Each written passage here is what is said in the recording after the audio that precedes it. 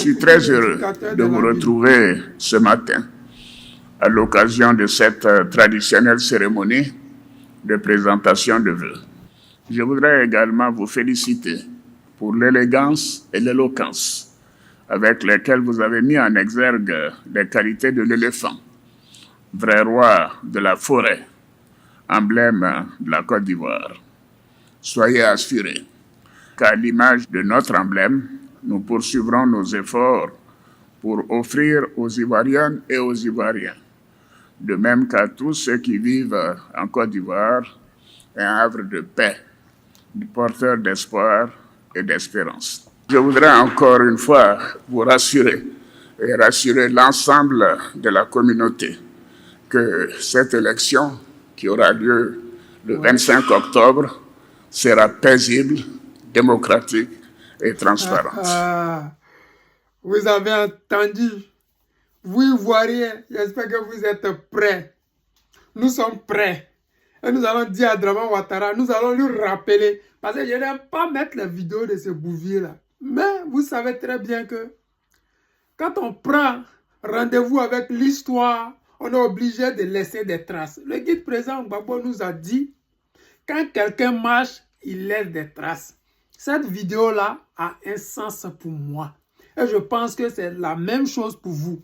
Parce qu'au soir du 25 octobre, on ne veut plus voir les microbes en Côte d'Ivoire. On ne veut pas voir des Ivoiriens dont la tête va être un ballon de football. On ne veut plus voir les baka verts. On ne veut plus voir des élections où c'est les RDR qui occupent tous les bureaux de vote et les autres n'ont pas le droit d'y entrer. On ne veut plus qu'au nord, il y ait des bureaux de vote spécialement pour les RDR. On ne veut plus que les gens votent chez eux à la maison comme Draman Ouattara et ces gens de la CEI le font. Vous, Ivoiriens, Ivoiriennes, j'espère que vous avez écouté le dictateur Alassane Draman Ouattara. Il a dit à la face du monde que les élections seront transparentes, démocratiques. Donc, dès maintenant, là, pour que ces élections-là soient démocratiques, il faudrait que nous inscrivions le nom du guide président Gbagbo Laurent sur cette liste électorale-là. C'est à nous de le faire.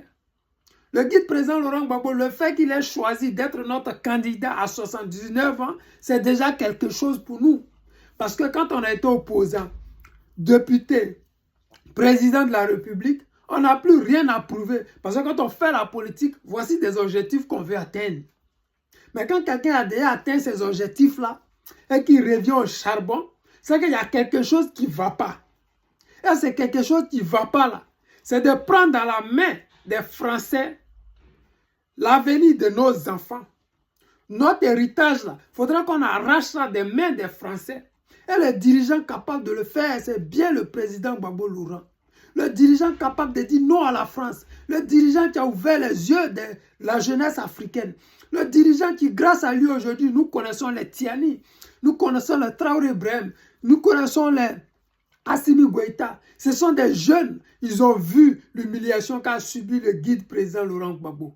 Ils ont vu comment la France et l'armée française a massacré les Ivoiriens en Côte d'Ivoire parce qu'ils avaient des bases en Côte d'Ivoire. Ils ont vu comment la Côte d'Ivoire a été humiliée aux yeux du monde entier à travers sa présidence qui a été bombardée par l'armée française. Ce qui n'a jamais été fait dans le monde mondial. Quand vous n'êtes pas en guerre avec un pays, même quand vous êtes en guerre, il est interdit de bombarder la résidence présidentielle ou le palais présidentiel. Que ce soit en Syrie, que ce soit, je ne sais pas dans quel pays où il y a eu la guerre dans ce monde entier, le palais présidentiel n'est jamais bombardé, jamais. Mais en Côte d'Ivoire, ça a eu lieu parce qu'il y avait des gens comme Draman Ouattara qui voulaient coûte que coûte avoir le pouvoir, même si ce n'était pas possible. Il y avait des gens comme Sarkozy qui étaient simplement l'ami de Draman Ouattara et qui a oublié qu'il n'était pas un gangster ou un chef de gang, mais il était seulement le président de la République de France. Les amis, sauvons notre dignité.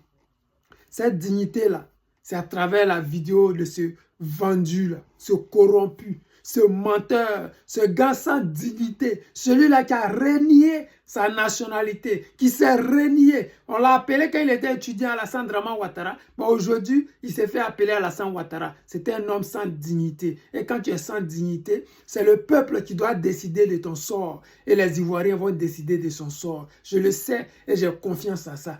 C'est comme ça que nous avons cru que le président Laurent Gbagbo allait revenir de la haie. Il est revenu. Nous croyons que Draman Ouattara va quitter le pouvoir en 2025. Je le sais, vous le savez.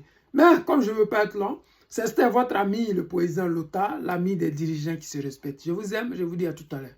Ciao.